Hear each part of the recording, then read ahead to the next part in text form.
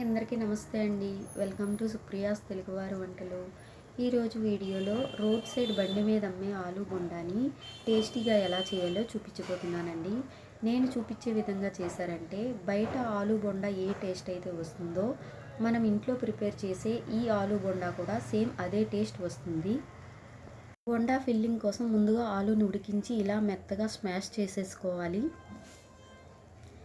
ఇప్పుడు స్టవ్ వెలిగించుకొని ఒక కళాయి పెట్టుకొని 3 టేబుల్ స్పూన్స్ ఆయిల్ వేసుకొని ఆయిల్ వేడెక్కించుకోవాలి. ఆయిల్ వేడెక్కాక 1 స్పూన్ జీలకర్ర, 1 స్పూన్ ఆవాలు వేసుకోవాలి. ఇప్పుడు ఇందులోనే సన్నగా తరుక్కున్న అల్లం తరుగు వేసుకోవాలి. ఇందులోనే పచ్చిమిర్చి తరుగు కూడా వేసుకోండి. ఇందులోనే ఉల్లిపాయ తరుగు కూడా వేసుకోండి. ఉల్లిపాయలు చిన్నవిగా కట్ చేసుకున్న ఉల్లిపాయ ముక్కల్ని వేసుకోవాలి. వీటన్నిటిని కొంచెం లైట్గా ఫ్రై చేసుకోవాలండి. ఇలా ఫ్రై అవుతున్న వాటిలో ముందుగా ఉడికించి మెత్తగా చేసుకున్న బంగాళదుంప అంతా వేసేసుకోవాలి.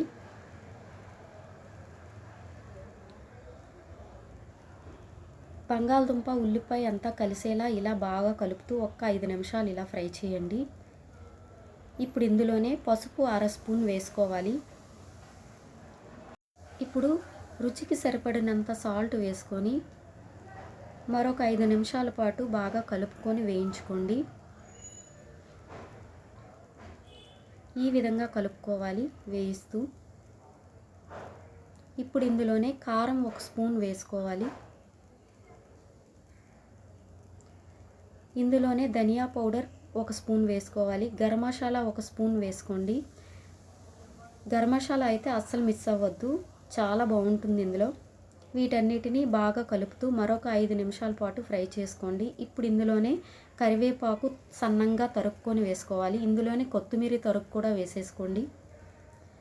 వీటన్నిటిని బాగా కలుపుతూ మరొక 5 నిమిషాల పాటు బాగా ఫ్రై చేసుకొని తీసుకొని పక్కన పెట్టుకోండి.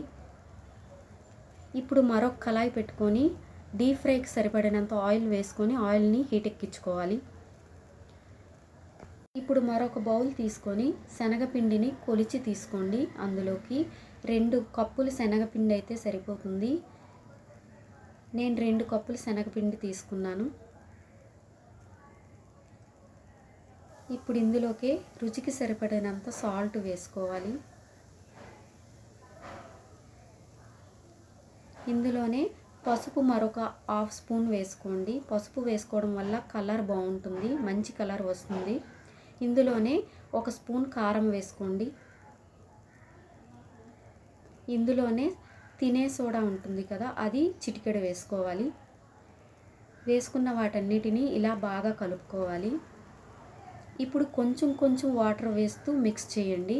ఒకేసారి వాటర్ అయితే వేయకూడదు. ఇలా కొంచెం కొంచెం వాటర్ వేస్తూ కలుపుకోవాలి. నీళ్ళు అయితే ఒకసారి పోసేకండి, కొంచెం కొంచెం వేస్తూ ఇలా ఈ విధంగా కలుపుకోవాలి.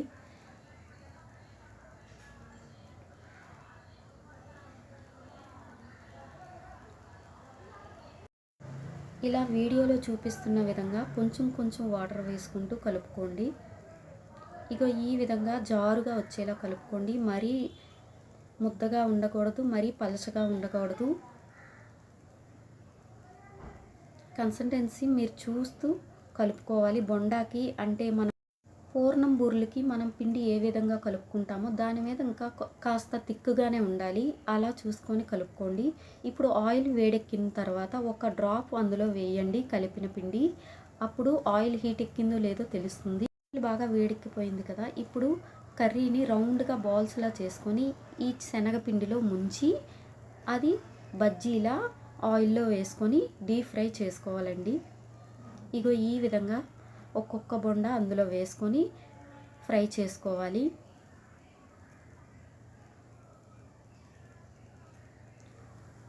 మీకు చేత్తో కొంచెం కష్టంగా రౌండ్గా రావట్లేదంటే ఇలా ఈ విధంగా గరిటె యూస్ చేసి వేసుకోండి, రౌండ్గా వస్తాయి. ఇలా ఈ విధంగా మనం ఇంట్లోనే ప్రిపేర్ చేసుకొని పిల్లలకు పెట్టేసుకోవచ్చు. రోడ్ సైడ్ కొన్న వాటిల్లో వాళ్ళు మంచి ఆయిల్స్ అయితే యూస్ చేయరు కదా, యూస్ చేసిన ఆయిల్నే పదే పదే వాడతారు. దానివల్ల చాలా రకాలైన జబ్బులు వస్తుంటాయి. పిల్లలకు అది మంచిది కూడా కాదు. అందుకే నేను ఇంట్లోనే ప్రిపేర్ చేసి వాళ్ళకి ఇస్తుంటాను. మనమైతే కొంచెం జాగ్రత్త తీసుకొని చాలా కేర్గా చేసుకుంటాం కదా. ఇలా ఈ విధంగా ఒక సైడ్ ఫ్రై అయిన వాటిని మళ్ళీ రిటర్న్ టర్న్ చేసి మరొక సైడ్ ఫ్రై చేసుకోండి. ఇలా ఈ విధంగా స్లోగా టర్న్ చేసుకుంటే ఫ్రై అయిపోతాయి. అంతే అండి, ఆలు బోండా రెడీ అయిపోయాయి. మీకు కనుక నా వీడియో నచ్చినట్లయితే లైక్ చేయండి, షేర్ చేయండి, తప్పకుండా సబ్స్క్రైబ్ చేసుకోండి.